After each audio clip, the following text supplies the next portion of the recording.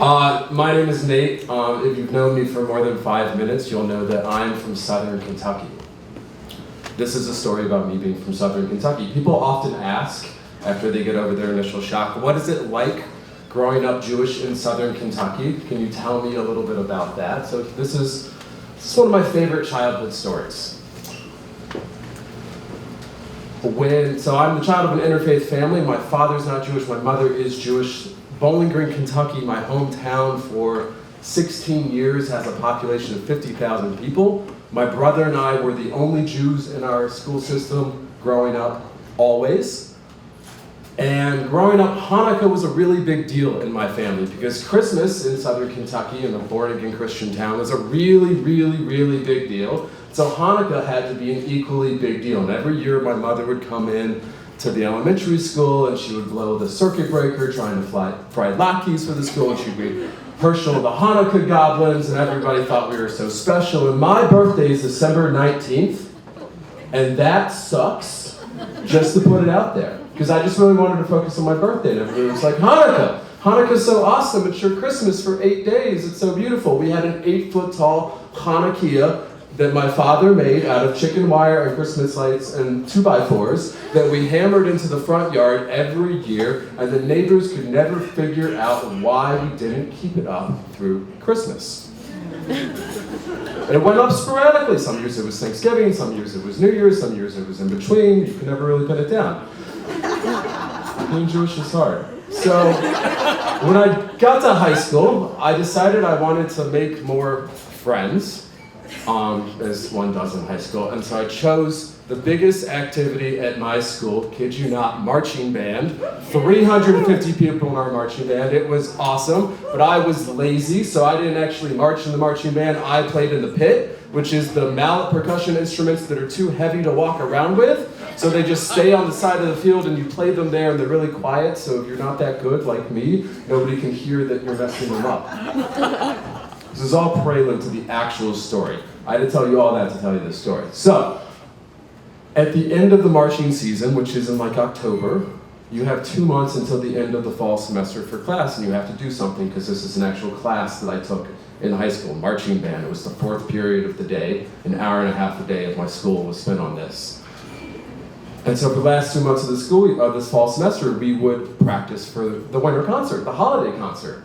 And we would pull out the jingle bells, and I would play jingle bells, and we would play, I don't know, other Christmas songs, Little Drummer Boy, that was my dad's favorite.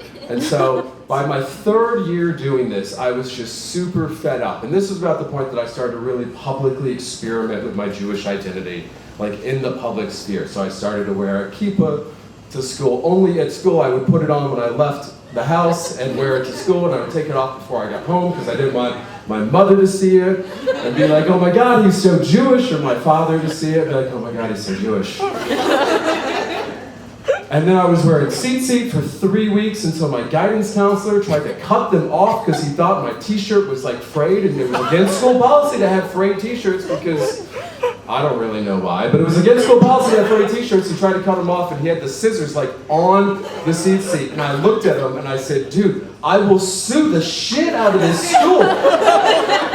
This is not the first time you've been in this situation with my family. Like, come on. When I was in 4th grade, the Gideons brought New Testaments around. That was a different story, different time. So, junior year of high school, I'm old enough to drive myself to school. I'm still wearing the kippah, sort of. And I decided I'm going to make my big stand at the holiday concert. And I thought really hard, and I decided I came up with a great idea. Still a really good idea. And I went on the internet, and this was 2002. I was in Southern Kentucky, and I went home, and I went on the internet on my personal computer. Just let that sink in. It was, and 10 minutes later, when I connected, I searched on Yahoo.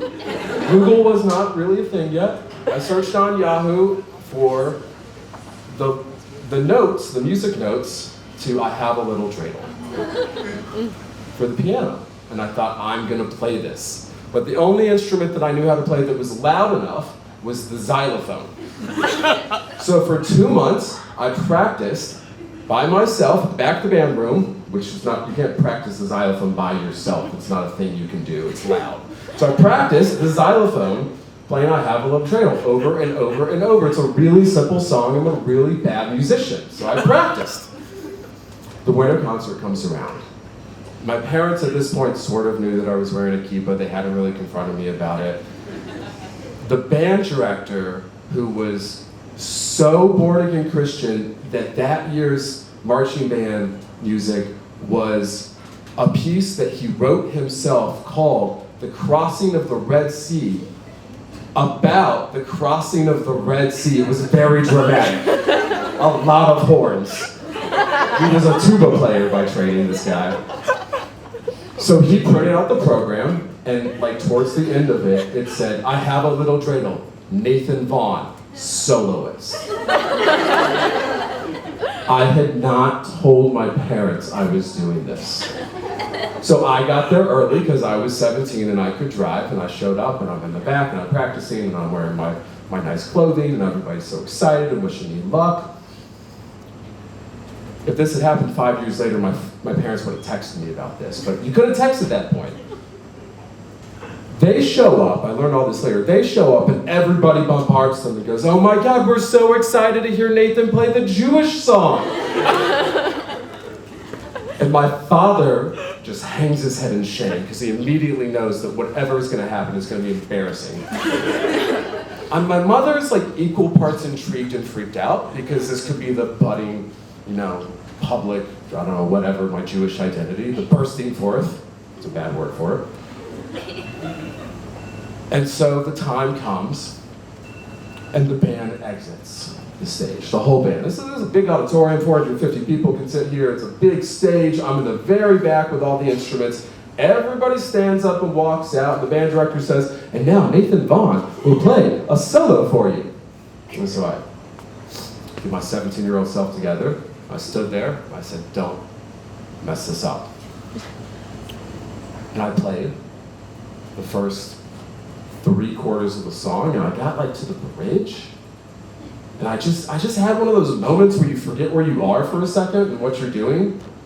And I just stood there, staring at the keys with the mallets in my hand. With this, I could see the whole audience. Like I'm looking down the floor, I can see all of you guys. And I said quietly to myself, oh fuck.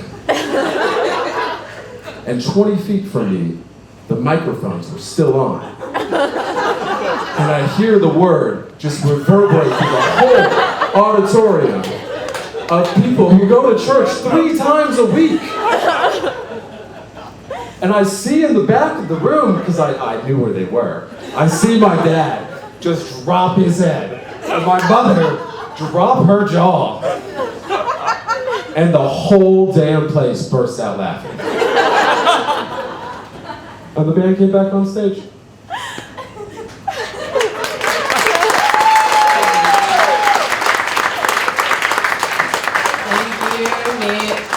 I don't know about you guys, but now I have a little dreidel stuck in my head.